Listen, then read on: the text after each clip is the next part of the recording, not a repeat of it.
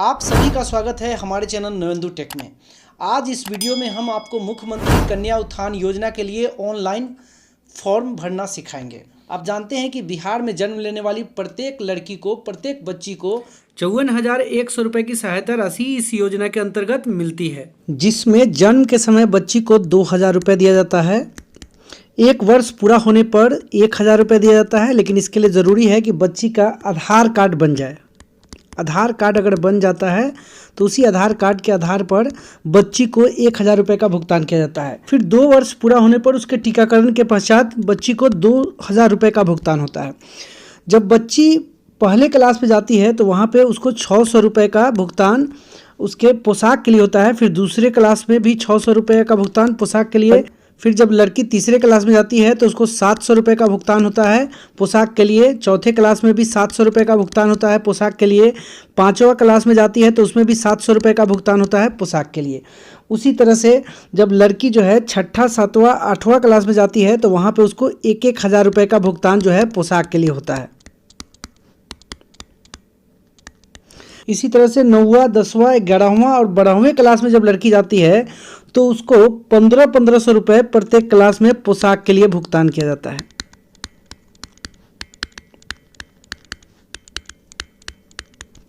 लेकिन इसके अतिरिक्त 7वें क्लास से लड़की को प्रत्येक क्लास में 300 रुपये का भुगतान जो है नैपकिन के लिए किया जाता है।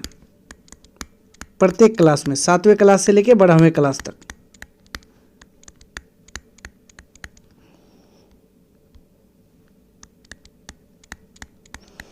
इसके बाद जब लड़की इंटर पास कर जाती है तो उसको 10,000 रुपये का भुगतान किया जाता है। लेकिन इसके लिए उस लड़की का अविवाहित होना जरूरी है। अगर लड़की शादीशुदा हो जाएगी तो फिर उसको यह 10,000 रुपये का जो प्रोत्साहन राशि मिलेगा यह उसको नहीं मिल पाएगा। इसी तरह से अगर किसी मान्यता प्राप्त अगर विश्वविद्यालय से लड़की स्नातक करती है तो उसको 25,000 रुपये का राशि उसको प्रदान किया जाता है। चाहे लड़की विवाहित हो या अविवाहित हो, दोनों स्थितियों में यह भुगतान किया जाता है। और ये जो कुल राशि जब आप जोड़ेंगे तो ये कुल राशि होगा 54,100 रुपया। तो इस तरह से बिहार में जन्म लेने वाली प्रत्येक बच्ची को उसके स्नातक तक कुल 54,100 रुपये का भुगतान मुख्यमंत्री कन्या उत्थान योजना के अंतर्गत किया जाता है। अब साथ ही मैं आपको बता दूं कि अगर इसके लिए आप अप्लाई करते हैं तो आपको किन किन चीज़ों की ज़रूरत पड़ेगी। सबसे पहले आपको बच्ची के जन्म प्रमाण पत्र की ज़रूरत पड़ेगी। उसके बाद आपको ज़रूरत पड़ेगी माँ के साथ बच्ची के फ़ोटोग्राफ की। और तीसरे नंबर पे आपको ज़रूरत पड़ेगी बच्ची के माँ के आधार कार्ड की तथा साथ में उसके बैंक खाता की। अगर माँ की मृत्यु हो गई है तो उसके पिता के आधार कार्ड और पिता के बैंक खाता से भी यह फॉर्म आप भर सकते हैं। बच्ची अगर 1 वर्ष से बड़ी है तो आपको साथ में यहाँ पर बच्ची के भी आधार कार्ड की आवश्यकता पड़ेगी। बच्ची के भी आधार कार्ड की आवश्यकता पड़ेगी। अगर बच्ची 1 वर्ष से छोटी है तो इन 3 चीज़ों से आप फॉर्म भर सकते हैं। अगर 1 वर्ष से बड़ी है तो साथ में आपको बच्ची के भी आधार कार्ड की आवश्यकता पड़ेगी। तो चलिए अब इससे आगे बढ़ते हैं।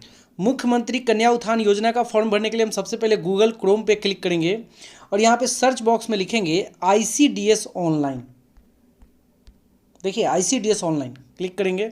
यहाँ जो पहला लिंक आ रहा है ICDSonline.b.nic.in, इस पर हम क्लिक करेंगे।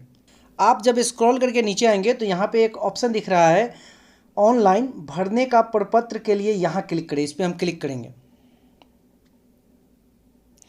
जब ही आप क्लिक करेंगे तो एक नया विंडो यहाँ पे खुलेगा। इसी विंडो में आपको मुख्यमंत्री कन्या उत्थान योजना के लिए ऑनलाइन फॉर्म भरना है। तो देखिए सबसे पहले हम लोग वित्तीय वर्ष चुनेंगे। तो वित्तीय वर्ष जो होगा 2020 से 21 होगा। यहाँ पे हम क्लिक कर दिए। यहाँ पे आपको योजना चुनना है मुख्यमंत्री कन्या उत्थान योजना। अगर बच्ची का उम्र 0 से 1 वर्ष के बीच है तो पहले वाले ऑप्शन पे क्लिक करेंगे, अन्यथा अगर बच्ची 1 से 2 वर्ष के बीच में है तो दूसरे वाले ऑप्शन पे क्लिक करेंगे। अगर आप पहले वाले ऑप्शन पे क्लिक करेंगे तो बच्ची के आधार कार्ड की आपको आवश्यकता नहीं पड़ेगी।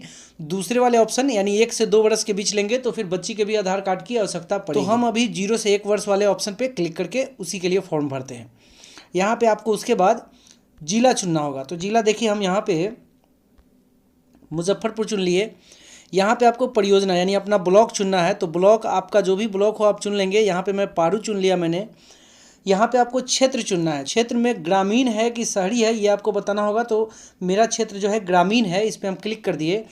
फिर आपको पंचायत चुनना होगा। पंचायत में आप देख सकते हैं यहाँ पे जाफरपुर पंचायत ले लेते हैं, आप देख सकते हैं। फिर यहाँ पे गांव चुनना है, तो यहाँ पे जाफरपुर पंचायत में हमने चुन लिया फुलार। अब आपको यहाँ पर वार्ड चुनना होगा। तो वार्ड देखिए, कोई जो भी आपका वार्ड होगा आप चुन सकते। मेरा वार्ड 4 है, तो मैंने 4 पे क्लिक कर दिया। अब देखिए हम लोग आगे बढ़ेंगे। यहाँ पे जिस बच्ची का आप फॉर्म भर रहे हैं उसके माँ का यहाँ पे आधार नंबर डालना होगा और यहाँ पे उसका नाम लिखना होगा। तो नाम देखिए हम लिख दे रहे हैं गुड्डी देवी।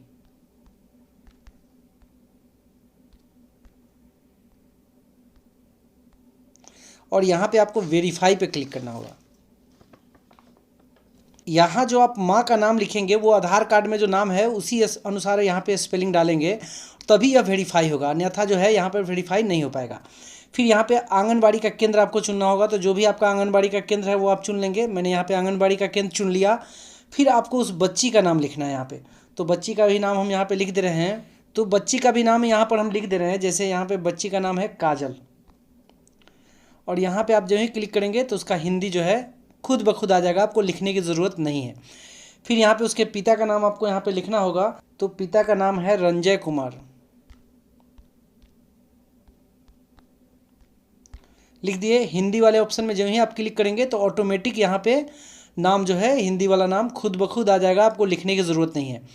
फिर यहाँ पे माँ का नाम लिखना है। तो माँ का नाम आप वही लिखेंगे जो ऊपर में यहाँ पे गुड्डी देवी दिए हुए थे। तो फिर से मैं यहाँ पे गुड्डी देवी लिख दे रहा हूँ।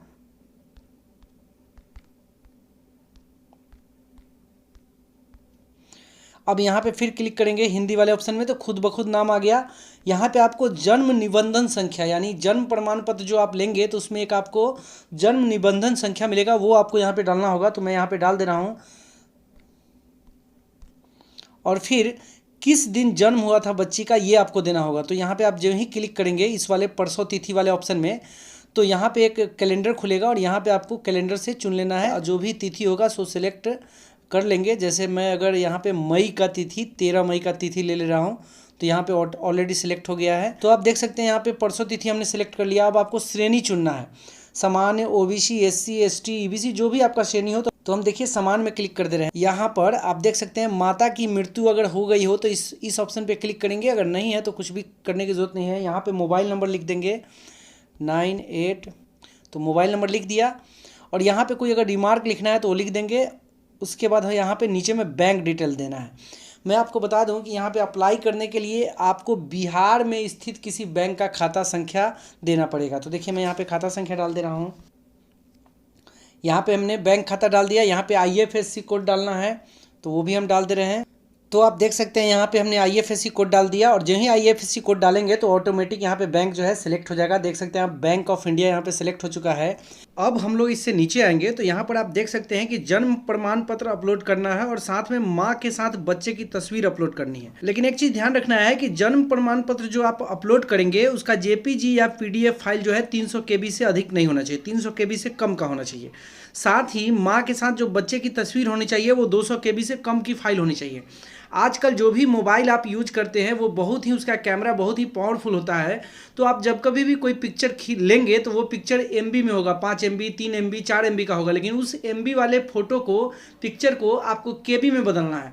तो ऐसा आप कैसे कर पाएंगे, इसके लिए लास्ट में, इस वीडियो के लास्ट में मैं आपको लिंक दूंगा, वहां से आप वीडियो पे चले जाएंगे जहां पे आपको यह सिखाया जाएगा कैसे एक पिक्चर को आप जितने KB के फाइल में बदलना चाहें उतने KB के फाइल में बदल सकते हैं। इस वीडियो के लास्ट में ही उस वीडियो का लिंक दिया जाएगा, वहां से आप यह चीज़ सीख सकते हैं कि कैसे आप अपने फोटो को KB में 300 KB, 250 KB, 200 KB में बदल सकते हैं। तो फिलहाल मैं यहाँ पे जन्म प्रमाण पत्र और माँ के साथ बच्चे की तस्वीर अपलोड कर रहा हूँ। आप क्या करेंगे कि जन्म प्रमाण पत्र और माँ के साथ बच्चे की तस्वीर अपने मोबाइल से ले लेंगे और जो तरीका मैंने इस वीडियो के लास्ट में बताया हुआ है लिंक, उस वीडियो को देखकर आप उस वीडियो के अनुसार उस फाइल को KB में 250 KB, 200 KB में बदल लेंगे और तब यहाँ पर अपलोड करेंगे। अन्यथा जो है अगर आप सीधे डायरेक्ट अपलोड करना चाहेंगे तो यह अपलोड यहाँ पर नहीं होगा। तो चलिए देखिए हम यहाँ पे अपलोड कर रहे हैं। चूज फाइल पे क्लिक करेंगे, फाइल्स में जाएंगे और यहाँ पे देखिए हमने सेलेक्ट कर लिया। फिर देखिए माँ के साथ बच्चे की तस्वीर, फाइल्स में जाएंगे और यहाँ पे माँ के साथ बच्चे की तस्वीर मैंने पहले से बदल दिया है उसको KB में। अब देखिए यहाँ पे मूलभूत रिकॉर्ड सेव करें, इस पर हम क्लिक करेंगे। कहता है क्या आप इस लाभार्थी को जोड़ना चाहते हैं, तो हम ओके पर क्लिक करेंगे। हाँ, जोड़ना चाहते हैं। आप देख सकते हैं यहाँ पे मैसेज आ गया है, यू आर रजिस्टर्ड सक्सेसफुली, यानी आपका रजिस्ट्रेशन जो है सफलतापूर्वक हो गया है। जिस बच्ची के लिए हम कन्या उत्थान योजना का फॉर्म अप्लाई कर रहे थे वो एप्लीकेशन यहाँ पे सफलतापूर्वक रजिस्टर्ड हो गया है। यहाँ पर आपको एक यूज़र आईडी और पासवर्ड मिल रहा है जिसकी ज़रूरत आपको बार बार पड़ेगी। जब कभी भी आप उस एप्लीकेशन के बारे में जानना चाहेंगे तो इस यूज़र आईडी और पासवर्ड की ज़रूरत पड़ेगी, इसलिए आप चाहें तो यहाँ से प्रिंट कर सकते हैं। अगर प्रिंटर है तो प्रिंट कर लीजिए, या अगर नहीं है तो इसका स्क्रीनशॉट ले लीजिए, या वो भी नहीं है तो आप इसको कागज़ पर यूज़र आईडी और पासवर्ड लिख कर रख लीजिए, सुरक्षित कर लीजिए कि भविष्य में जब भी लॉगिन करना होगा तो इसके मदद से आप लॉगिन कर पाएंगे। अब देखिए, इससे आगे बढ़ने के लिए हम क्लिक हियर टू कंटिन्यू पे क्लिक करेंगे। अब देखिए यहाँ पे आपको लॉगिन होने के लिए जो यूज़र आईडी पासवर्ड आपको रजिस्ट्रेशन के दौरान मिला है उसको यहाँ पे डालना पड़ेगा। तो यूज़र आईडी पासवर्ड मैंने आपको कहा था, यूज़र आईडी पासवर्ड आपको कहा था कि आप लिख कर सुरक्षित कर लेंगे, या उसका स्क्रीनशॉट ले लेंगे, या उसको प्रिंट कर लेंगे। तो जैसे भी आपने उसको सुरक्षित किया है उसको यहाँ पे हम डालेंगे।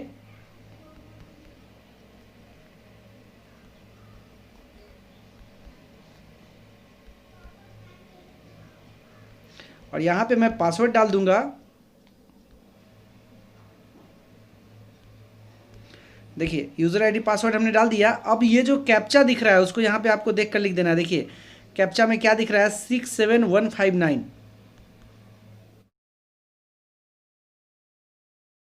यहाँ पर हम यूज़र आईडी पासवर्ड डाल चुके हैं, यहाँ पे कैप्चा भी डाल चुके हैं। अब हम लॉगिन पर क्लिक करेंगे।